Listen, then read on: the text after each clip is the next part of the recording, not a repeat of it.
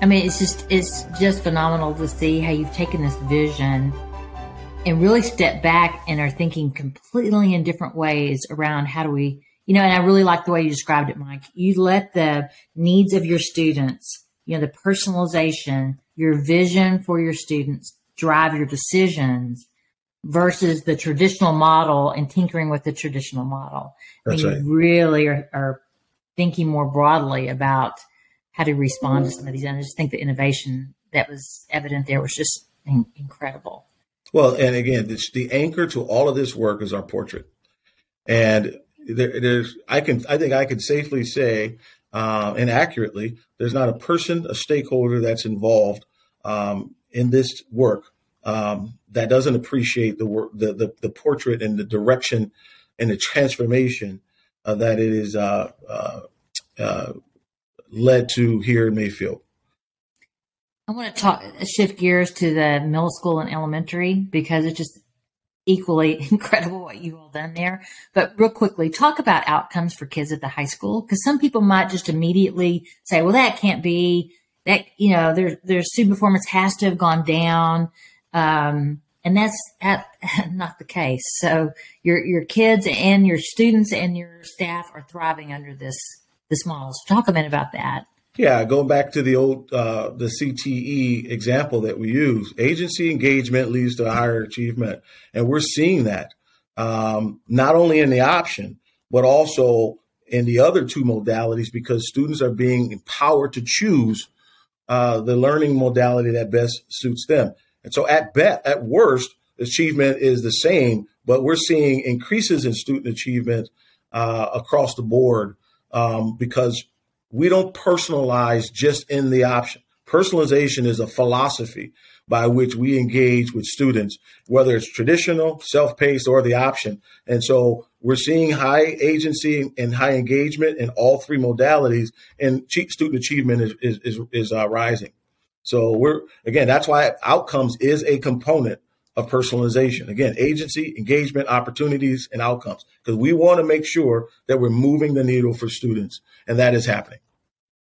And by the way, all this lines up with what we know about the science of learning. Active learning creates higher outcomes for kids, but also higher ability to transfer, which you talked about earlier, right? Can I use my understanding and knowledge in new and novel situations that come up in my life and in my work and in, my community?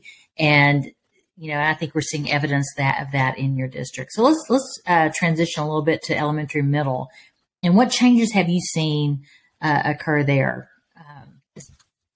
Sure. So I'm going to take a step back momentarily, and the part of the see, how can I use it? I would say the platform by which we build out the work of the portrait is built around 4 Ps, and that is our portrait, personalization, professional learning communities, and permission. And at the elementary school, in order to realize that third P, professional learning communities, we restructured our school day. If we want our staff to meet together to discuss what do we want students to know, be able to do, how we're going to know if they're learning, what interventions are we going to provide if they're not, and if they are learning, how are we going to extend or enrich, then we have to give staff time to meet. So we restructured our elementary school day so that our teachers every 5 days, as a grade level, entire grade level, they're meeting as a professional learning community from 8 in the morning until 1:30. They're talking about student data, evidence of learning, best practices, research, etc. And they're looking at data every 5 days as a team and building out.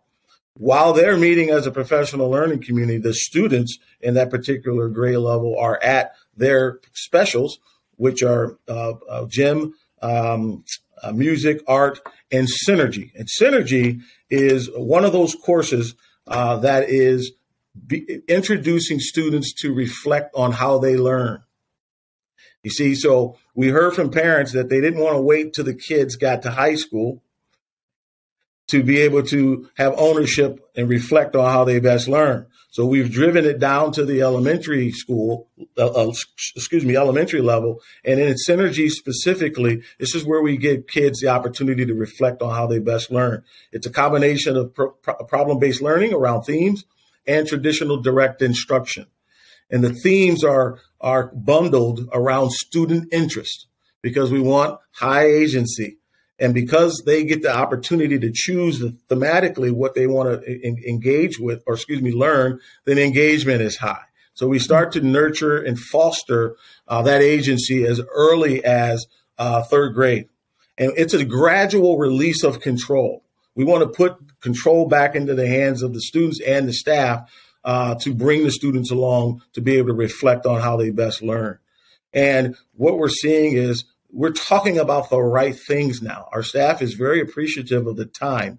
Our parents understand that this 5-day rotation is important to the work for us advancing and realizing our portrait and giving students and staff the opportunity to sit and talk about outcomes because that's a part of our personalization. It's a component, outcomes. So we're really excited about that. Similarly speaking, or I can pause if you want to make. Pause there because I want to talk a minute about that because, you emphasize, you mentioned time. And, I think that a lot of times when we want to innovate around education, that becomes the number one most pressing barrier that people will often surface.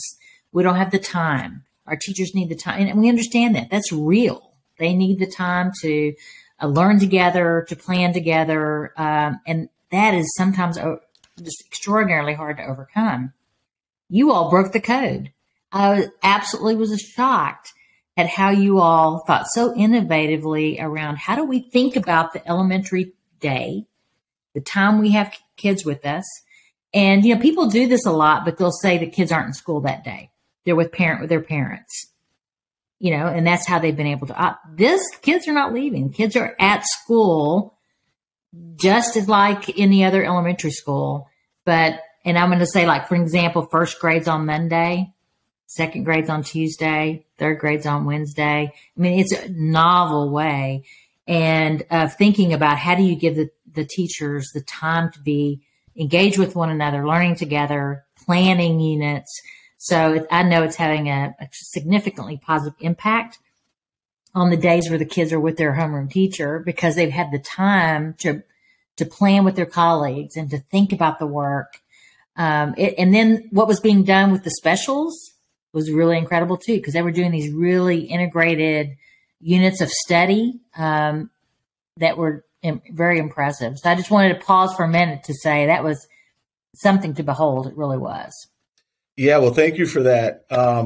When you think about 20 years ago, 30 years ago, maybe even 10 years ago, and in some cases currently in some of our districts across the nation, progress monitoring is something that happens at the end of a quarter, where you stop and reflect, okay, how are students progressing or not? And now what do we do?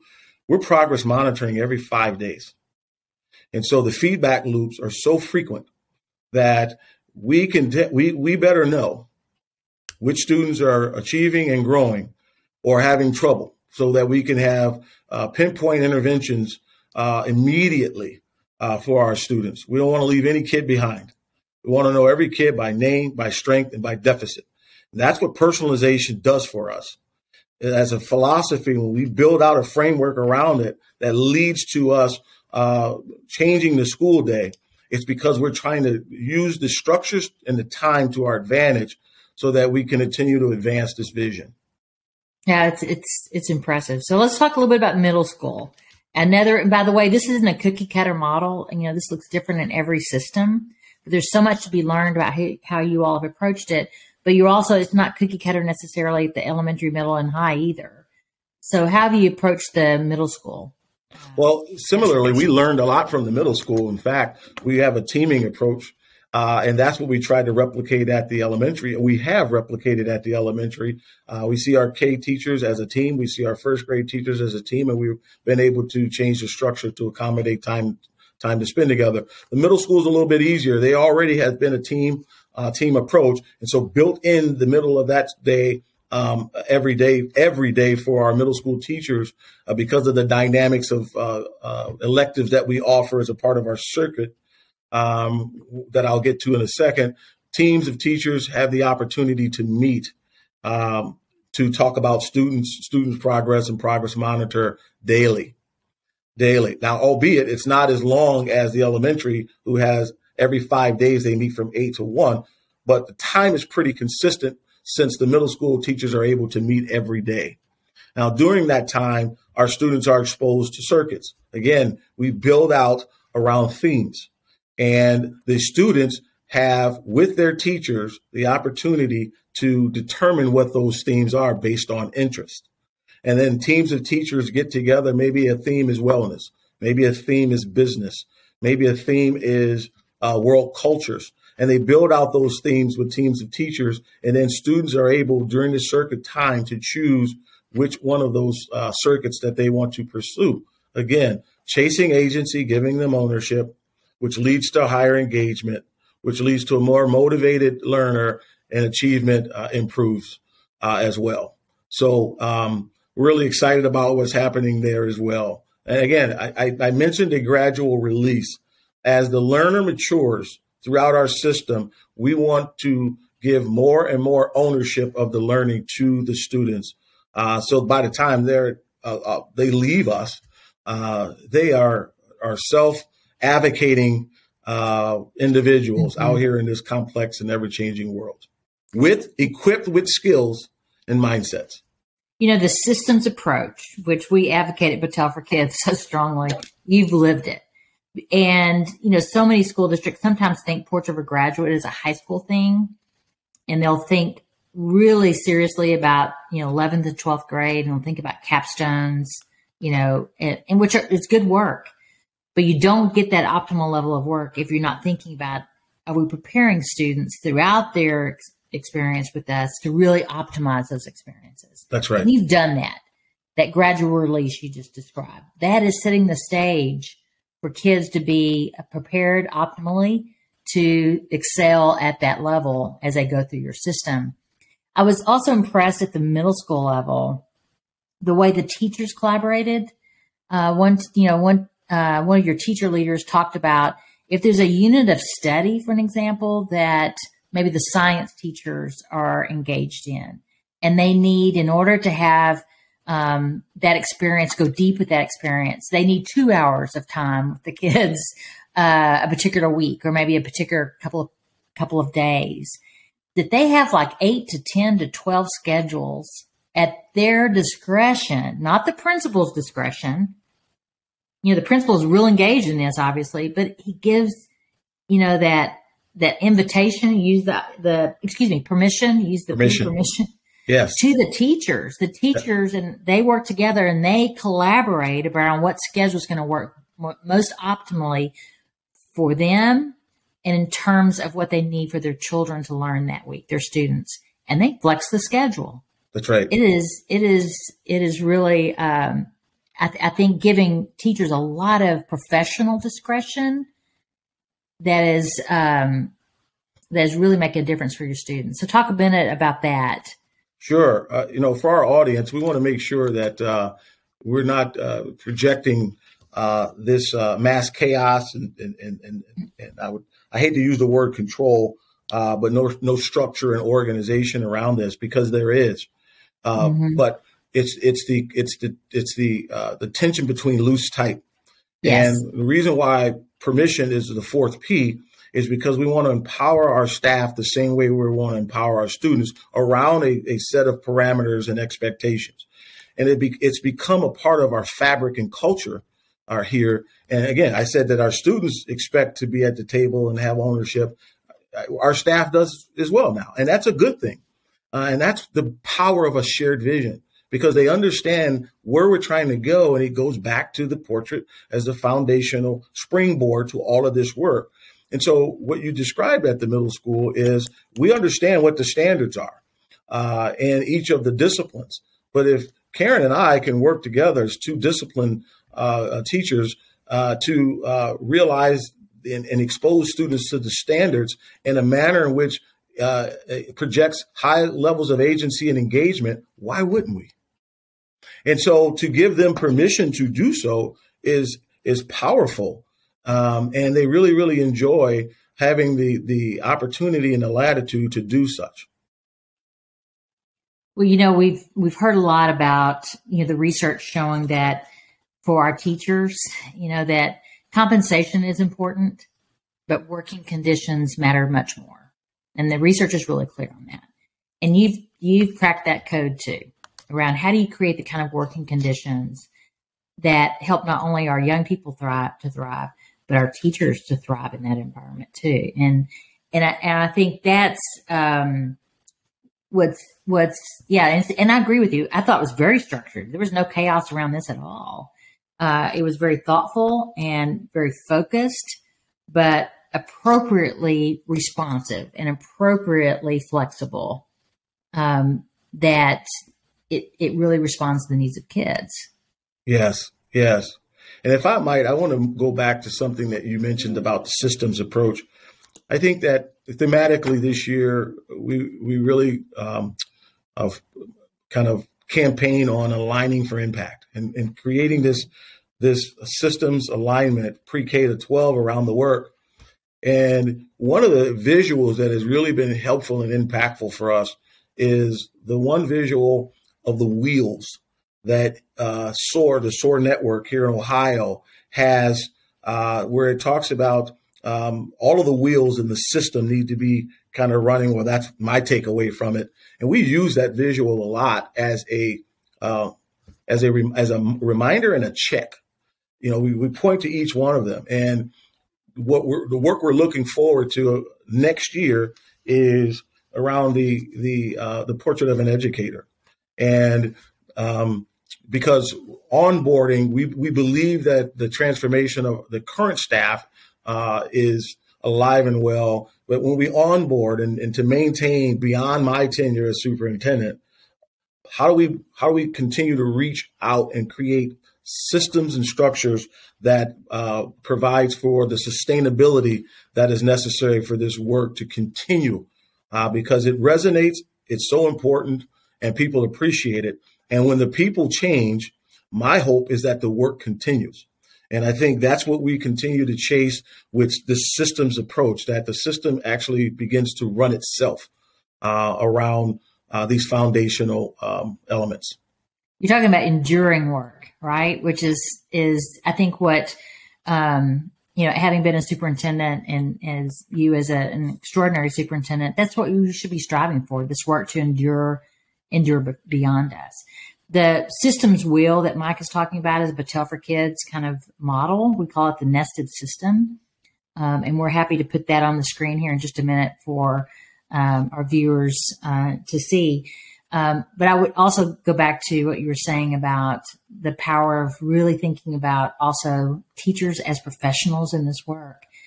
Russ Quaglia, I think the world's kind of leading expert on student voice. He says you can't give students voice. You can't actually give students voice unless teachers have voice also. That those are two things that have to come together. And I think you described that so well, Mike. Well, our time is coming close, nearing an end here. And it was such a fast conversation. I enjoyed this so much, Mike. But I do want to ask you one question to kind of wrap us up here. And that is, from your perspective as a superintendent, you've led just this incredible work, and you have to be so proud of it. And I know you didn't do it alone. You'd be the first person to say that. And you have just an amazing team of people around you. But what has been the most satisfying aspect of this work for you as a leader? I would say two things. One, being a part of an incredible professional network. Because, and here's why that's important. As a former sitting superintendent, that you really don't have a peer within your district. You are the only superintendent. And oftentimes from the visionary standpoint, when you want to look and turn, oftentimes no one's there because you occupy the only seat in that organization. but to be a part of a network, not only in the state of Ohio, but nationally, that are all doing this work. And when you call upon someone, you don't have to explain what you're trying to do. They already know where your heart and mind is because they're wrestling with the same work as well. And so the immediate intimacy that you have and the conversations that spring from that around this work is really, really refreshing and incredibly supportive. So I would say that's number one. Number two, locally, would be the excitement and enthusiasm by which everyone is able to share around a shared vision. Because you don't develop a portrait in a vacuum or behind closed doors with your cabinet. It is something that is born from stakeholder engagement exercises, and the beauty and the power of everybody owning it and believing in it is the thing that is the anchor in the storm. When we were in the midst of COVID last year during my transition, masks, no masks, all the other divisive components at board meetings, I remember vividly, I think it was our September board meeting, when I asked the community, I said, I brought our portrait back up and I said, let's focus on what we do agree on. And that is equipping students with skills, abilities, and mindsets that will prepare them to successfully navigate in a complex and ever-changing world. We can't predict what tomorrow will be, but we can prepare our students to be nimble and flexible and adaptable to whatever that is. And that really held us together through some really tough times. And that's why the revisiting of the portrait last year in that work was revitalizing. It was like a renaissance. It was a rebirth and a rededication and a recommitment. And to not have done it, according to our teacher that day, would have been malpractice. So those two things, I would say. Well, I think we've been through some tough times over the last several years, and it's, it continues in some ways. But I think, the research is clear on this, and I think we all know this from practical experience, is that we want to follow inspiring, hopeful leaders. And Mike, you're one of those people. You're an inspiring, hopeful leader that makes us all feel that the future holds great promise for our young people and for our educational systems. So thank you for being that leader, and thank you for sharing your time so graciously with us today, as you always do. We're just excited to be, a partner with you in some of this work, and we learn so much from you all the time, Mike. So thank you so much for your time today and for your extraordinary leadership. Well, and I'll end on this. Thank you for always being there. Thank you for your dedication and commitment to not only children in Ohio, but children across this great nation of ours. This is absolutely the right work and the right stuff. Thanks for being a champion. You make it easy.